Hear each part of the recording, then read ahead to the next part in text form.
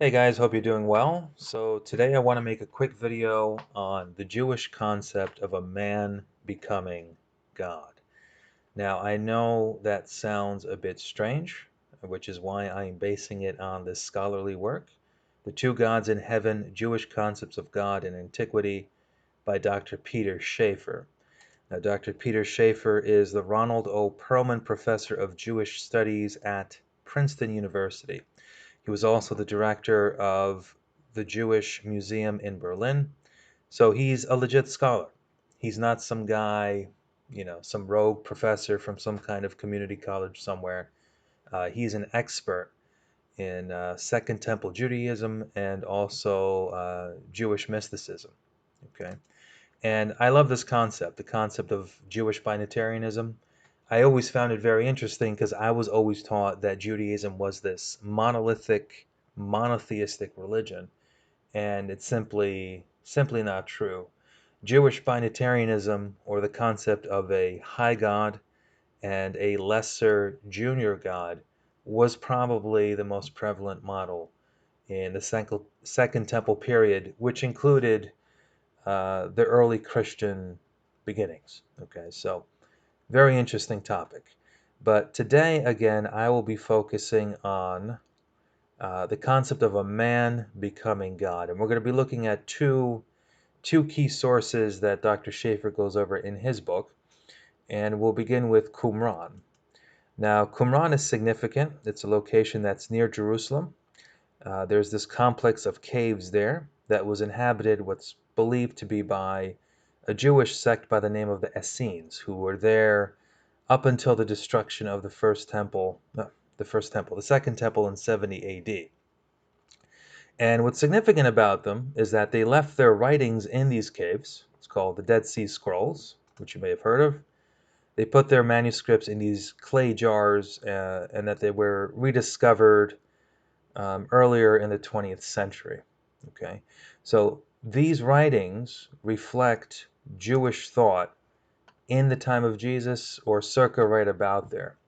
So we're going to be looking at this particular hymn, and it's chapter 3 in Dr. Schaeffer's book, The Two Gods in Heaven, the divinized human in the self-glorification hymn from Qumran. Okay, so again, this is dated to approximately maybe 50 to 100 years before Jesus was born. Okay. Otherwise, quite frankly, some scholars actually may have suggested that Jesus would have wrote this hymn, believe it or not. Okay. But the significance of this is that it's a hymn written by an anonymous person in this community. And it seems to suggest that this person believes he himself will become or will be made above the angels. Okay, he will take the place of a God, not the God, but a God. And again, we can't presuppose monotheism because monotheism is a new concept. It's something that was coined, I believe, in the 1800s, if I'm not mistaken. So Jewish monotheism, with quotation marks around it, believed in gods, in other gods. Okay, and you're going to see it in this hymn. But the significance again is that this man is transposed above the angels to take the place of a god without transformation, without becoming a god himself. Okay, so we'll see in another example of a person becoming God, an actual transformation. But in this case, there's no transformation. All right. So luckily, Dr. Schaeffer's book in part is on Google Books because it's very hard to get English translations of some of these Dead Sea Scrolls. So fortunately, I have it here and I will read it out to you. So again, this is an anonymous person writing in a way that indicates he believes himself to be a God. Quote, he established his truth of old and the secrets of his devising throughout all generations, and the counsel of the humble for an everlasting congregation, ever a mighty throne in the congregation of the gods. None of the ancient kings shall sit in it, and their nobles shall not be like my glory, and none shall be exalted save me, nor shall come against me. For I have taken my seat in the throne in the heavens, and none I shall be reckoned with the gods. And my dwelling place is in the holy congregation. I do not desire as would a man of flesh. Everything precious to me is in the glory of the gods in the holy dwelling place. Who has been despised on my account? And who can be compared with me in my glory? Who bears all griefs as I do? And who suffers evil like me? No one. I was instructed, and any teaching will not be equal to my teaching. And who will stop me from speaking when I open my mouth? And who shall measure the flow of my speech? And who shall be my equal and be like me in judgment? Friend of the King, companion of the holy ones, I am named. For I shall be reckoned with the gods, and my glory with that of the King's sons.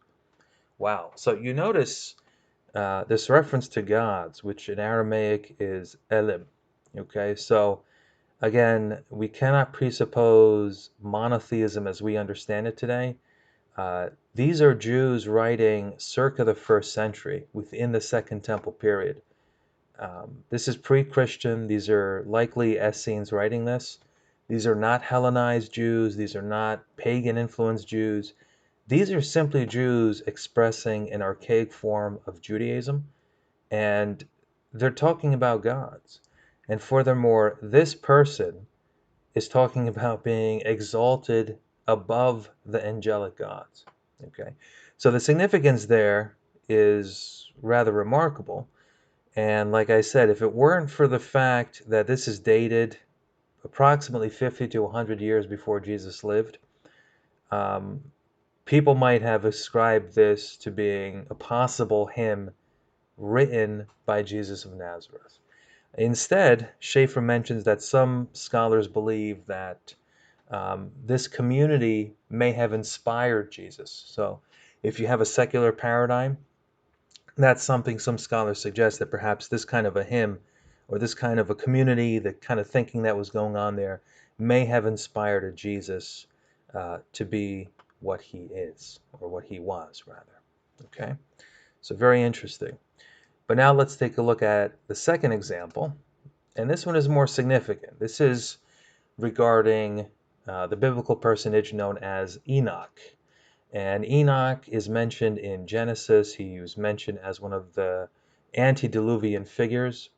So the significance of him is that the Bible says that he was taken up. This kind of obscure passage doesn't really explain what happened to him. There's been a lot of mystical speculation about him.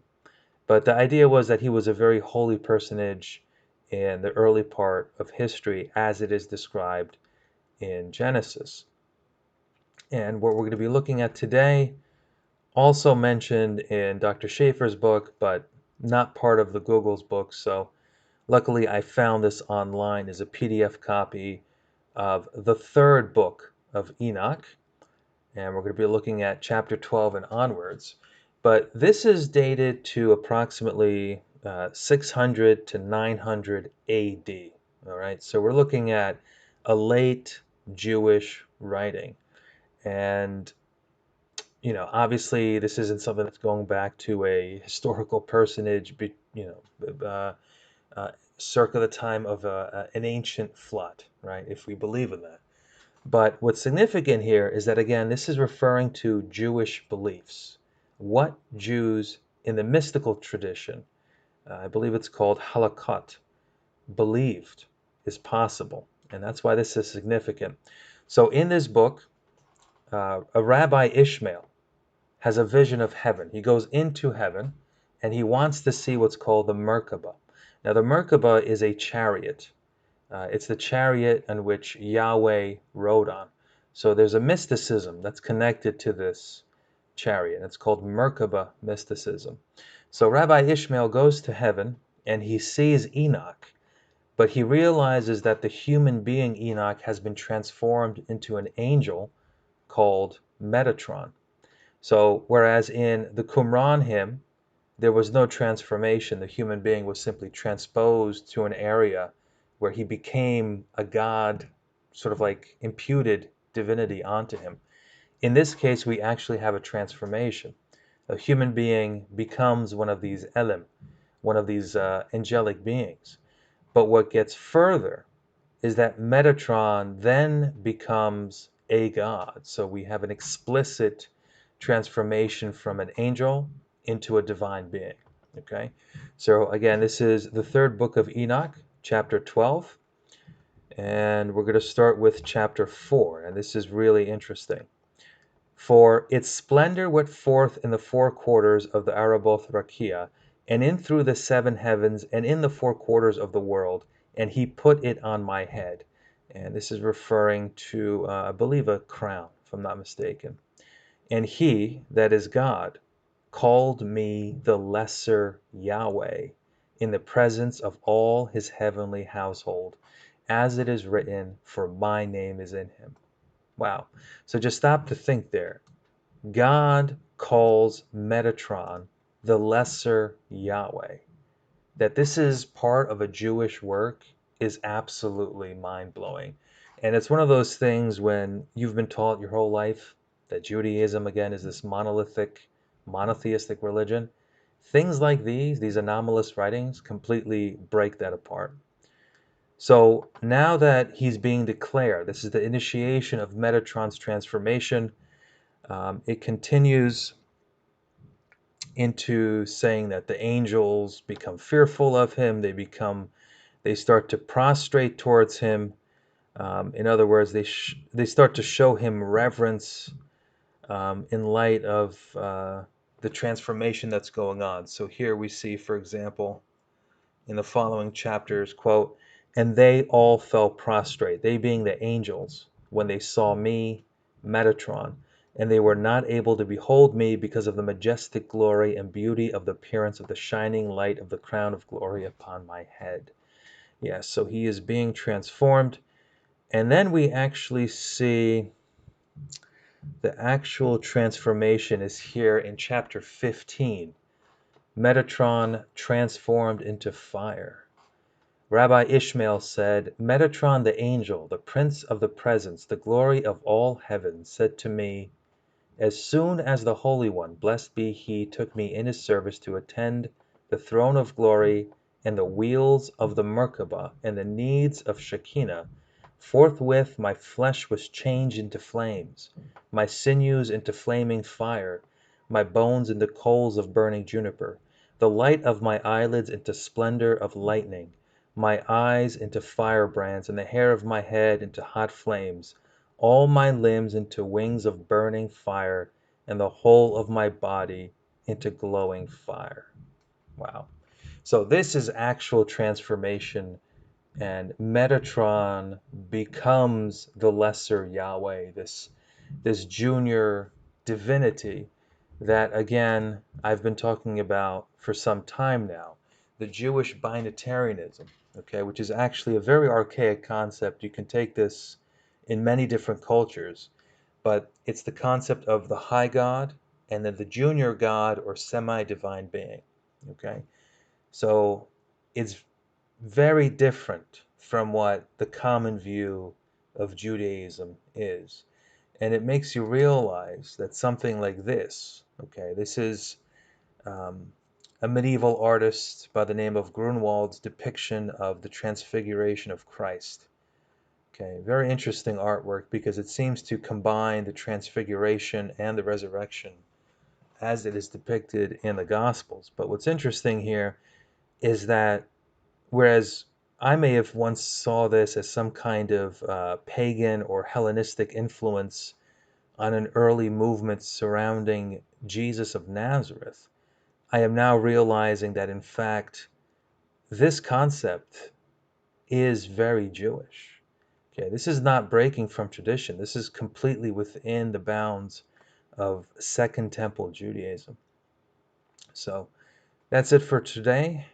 Hope this was of some interest, and I highly recommend this book, The Two Gods in Heaven by Dr. Peter Schaefer. Take care for now.